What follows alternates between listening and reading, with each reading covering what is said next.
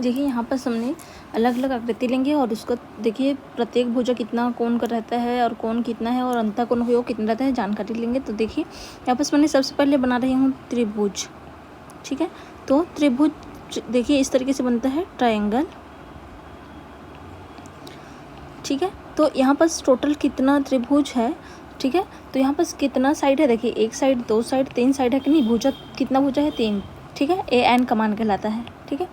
और जो प्रत्येक कोण का सूत्र निकालेंगे तो n-2 इंटू 180 अंश बटा 2, ठीक है, ये फार्मूला है। इसी तरीके से इसका होगा n-2 इंटू 180 अंश, ठीक है, अंतःकोण को योग। तो यहाँ से क्या हो गया, त्रिभुज की आकृति में n का मान कितना हो गया है, 3 हो गया है। यहाँ फार्मूला में मान रखेंगे तो n-3, n का मान 3 रखना है ना। यहाँ से क्या होगा, देखिए n की जगह 3 रखेंगे ना,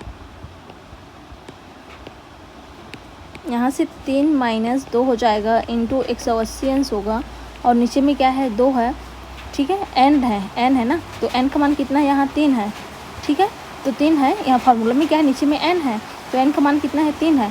तो 3 में से 2 गया तो 1 और 180 अंश है और नीचे में कितना है, 3, 3 15 3 6 के 18, मतलब यहाँ पास एक कोण का मान कितना आया, 60 अंश, ठीक है। तो यहाँ से कितना आया है, 60 अंश, ठीक है, पहले वाला का। इसी तरीके से बाकी को भी हल करेंगे, ठीक है, फार्मूला में मान रख के। तो यहाँ पर n है ना नीचे में, याद रखना एक है फार्मूला में नीचे में n। तो यहाँ से क्या है, पहले का 60 अंश और इसका आकृति क्या है, ये त्रिभुज बोल सकते हैं, त्रिकोण बोल सकते हैं, ठीक है। इसी तरीके से अगर 3 भुजा, अब 4 भुजा वाला जैसे का आकृति आ गया इस तरीके से, तो इसको क्या बोलेंगे, चतुर्भुज, ठीक है। इसका नाम क्या है, चतुर्भुज है, ठीक है। तो यहाँ पर क्या होगा, इसमें कितना इस तरीके से साइड भुजा, कितना भुजा है, इसमें 4 भुजा है, ठीक है। जब n का मान इसमें रखेंगे, 4 रखेंगे तो कितना हो जाएगा हमारा, 4 में से 2 हो जाएगा, 2 बचेगा, नीचे में 4 रहेगा, ठीक है। तो इसको हल करेंगे तो हमारा एक कोण का मान आएगा 90 अंश, ठीक है। अब इसी तरीके से इसमें हम हल करेंगे, मान रखेंगे, n का मान रखेंगे, 3 में से 2 गया गुणित 180 अंश, हल करते तो मान कितना, 3 में से 2 गया तो 180 अंश, मतलब तीनों कोणों का योग कितना होता है, 180 अंश, ठीक है। तो यहाँ पास पहला में जो फार्मूला के हिसाब से कितना आएगा मान, 180 अंश, ठीक है। यहाँ कितना आएगा, कॉमा करके मैं लिख दे रही हूँ, यहाँ पास 180 अंश आएगा, ठीक है। इसी तरीके से यहाँ का कितना आएगा, 90 अंश आया है और इसका जो मान आएगा, चारों कोणों का योग 360 अंश आता है, ठीक है। क्योंकि एक भुजा 90 तो 9 चौक 36 से फिर फार्मूला में आप मान रख सकते हैं। इसी तरीके से अगर पेंटागोनल दे दिया है, ठीक है, तो यहाँ से क्या होगा, ये चतुर्भुज बोलेंगे, ठीक है। पेंटागोनल मतलब जिसमें 5 भुजा हो, तो इस तरीके से 5 भुजा बन गया, 1 2 3 4 और 5, ठीक है, 5 भुजा है। तो इसका जो कोण होगा, एक कोण का मान हमारा कितना आएगा, ये फार्मूला में रख के आप निकाल सकते हैं डायरेक्ट, या फिर यहाँ पास मैं लिख दे रही हूँ।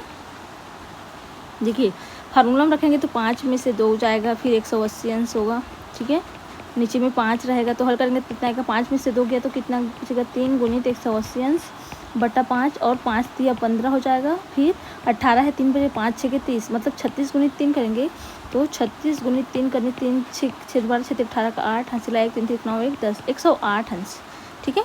108 अंश से एक कोण का मान है, तो हमको पांचों कोणों का मान, मतलब टोटल कोण का मान कितना निकलेगा यहाँ से, तो यहाँ पर रख देंगे, देखिए, या फिर डायरेक्ट इसको फार्मूला में रखो या फिर इसके साथ गुना कर दो, तो कितना आएगा, 108 गुणित 5 करते हैं, 5 8 40, ठीक है, हासिल आया 4, 5 0 4 का 4 5 कम 5, मतलब 540 अंश है, ठीक है। इसका कितना आएगा, 540 अंश है। मैं ट्रिक भी बताऊंगी इसका कोणों को ना। अगर यहाँ पर देखिए हेक्सागोनल है, ठीक है, मतलब 6 भुजा है, तब इसका मान कितना है, अगर हेक्सागोनल है तो 6 है, तो इसमें आएगा 720 अंश बनेगा टोटल, ठीक है। और जो एक कोण का मान आएगा 6 7 42,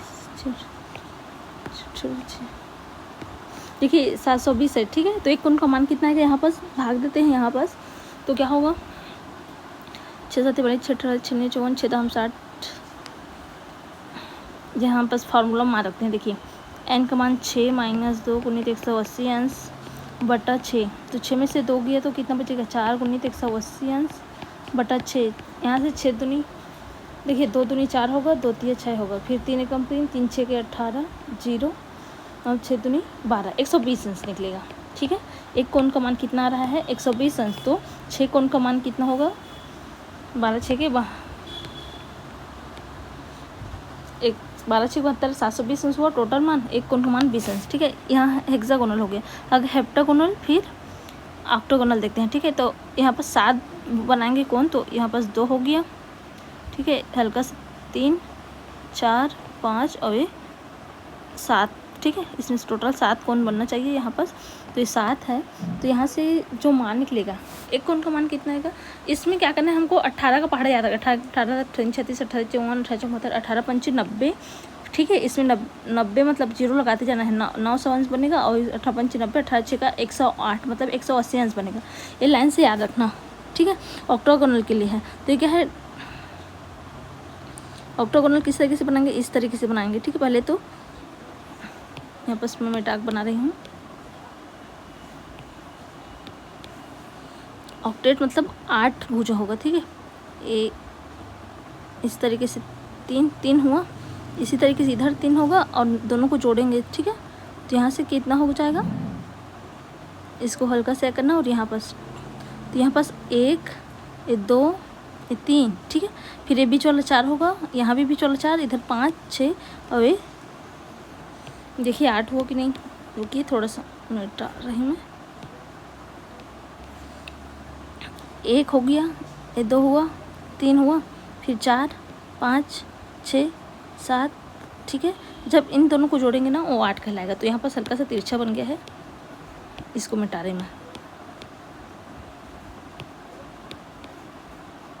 देखिए, इसके बाद जो आएगा ना यहाँ, फिर इसके नीचे और ये दोनों को मिलाएंगे। ठीक है, तो इसमें 8 रहेंगे और एक ठन कोण का मान कितना रहेगा, देखिए इसमें भी तो निकालना है ना।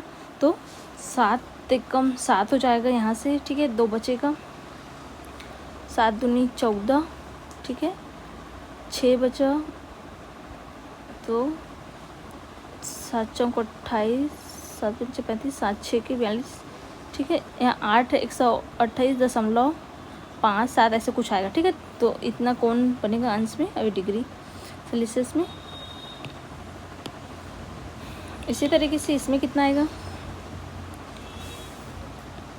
8 एकम 8 आएगा, 2 इधर आ जाएगा। ठीक है, तो यहाँ जो मान आएगा ऑक्टागोनल यहाँ आएगा 135 अंश। ठीक है, भाग देकर देखना है, फार्मूला मान रखना।